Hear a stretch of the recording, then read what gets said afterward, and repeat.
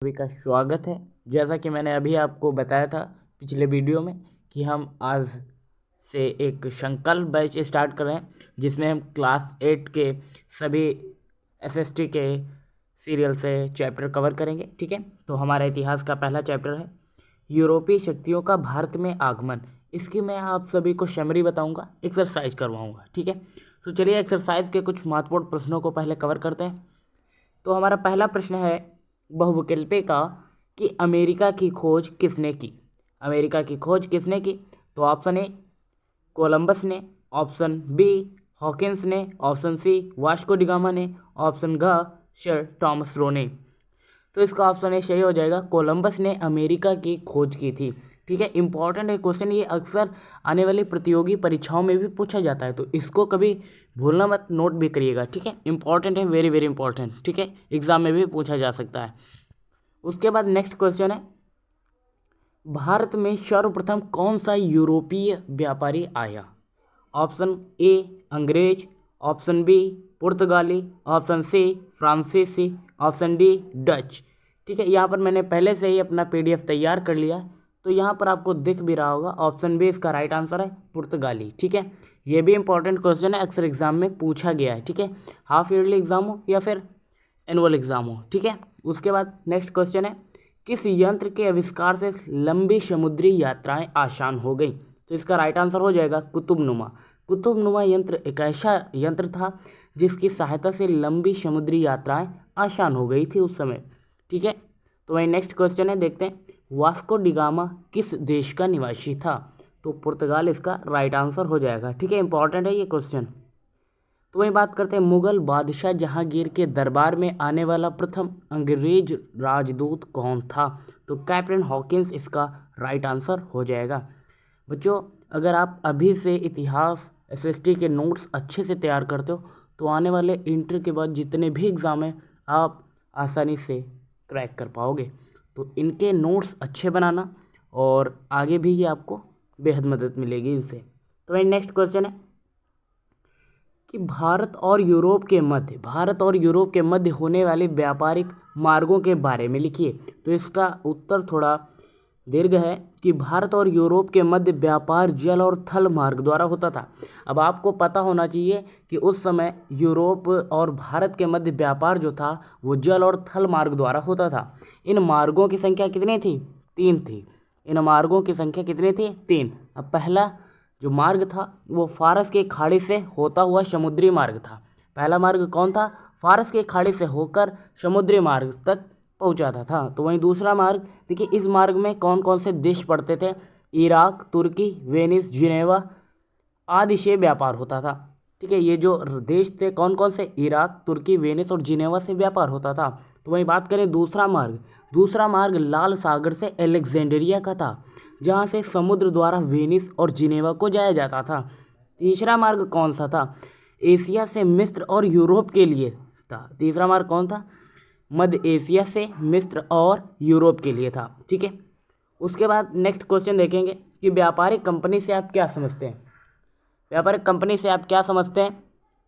तो व्यापारिक कंपनियों का अर्थ क्या होता है ये देखते हैं। व्यापारिक कंपनियों का अर्थ है व्यापार में कई लोगों की हिस्सेदारी। सभी हिस्सेदार व्यापार में अपनी अपनी पूंजी लगाते हैं और लगाई गई पूंजी के अनुपात में व्यापार से होने वाले मुनाफे को आपस में बांट लेते हैं।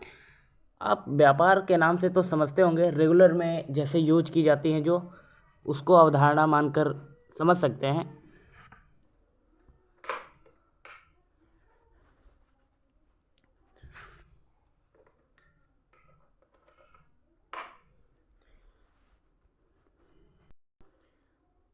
ठीक है, तो उसके बाद नेक्स्ट देखते हैं दीर्घ उत्तरीय ये प्रश्न है चौथा। पुराने यूरोपीय व्यापारिक मार्ग कौन से थे? नए व्यापारिक मार्गों की खोज क्यों शुरू की गई या क्यों हुई? ठीक है, तो ये इंपॉर्टेंट है क्वेश्चन, इसको समझना, प्रैक्टिकली अगर समझोगे तो याद करने की ज़रूरत नहीं होगी। ठीक है, चलिए बात करें भारत और यूरोप के मध्य व्यापार और जल और थल मार्ग द्वारा होता था। ये पहला मार्ग, द्वितीय मार्ग आपको यहाँ पे स्टेप से लिख देने, उसके बाद क्या है वो देखेंगे। ठीक है, कि भारत और यूरोप के मध्य व्यापार जल और थल मार्ग द्वारा होता था। इन मार्गों की संख्या 3 थी। पहला मार्ग फारस की खाड़ी से होता हुआ समुद्री मार्ग था, तो वहीं दूसरा मार्ग लाल सागर से अलेक्जेंड्रिया का था, जहां से समुद्र द्वारा वेनिस और जिनेवा को जाया जाता था। तीसरा मार्ग मध्य एशिया से यूरोप के लिए था। 15वीं शताब्दी में कुस्तुनतुनिया पर तुर्की ने अपना अधिकार कर लिया। अब तुर्कों ने यूरोप और भारत के मध्य पुराने सभी संचार माध्यमों को बंद कर लिया।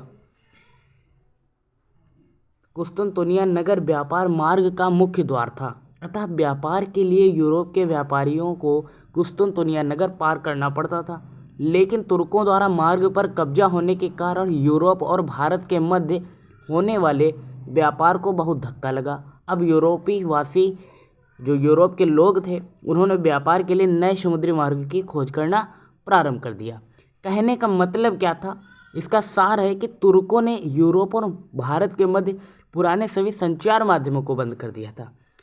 जो तुर्क लोग थे, उन्होंने यूरोप के सभी आने जाने व्यापार करने के लिए जो माध्यम थे, उनको बंद कर दिया गया। अब व्यापार करना आसान तो नहीं था, इसीलिए नए व्यापार जो मार्ग थे, उनकी खोज करना प्रारंभ कर दिया गया।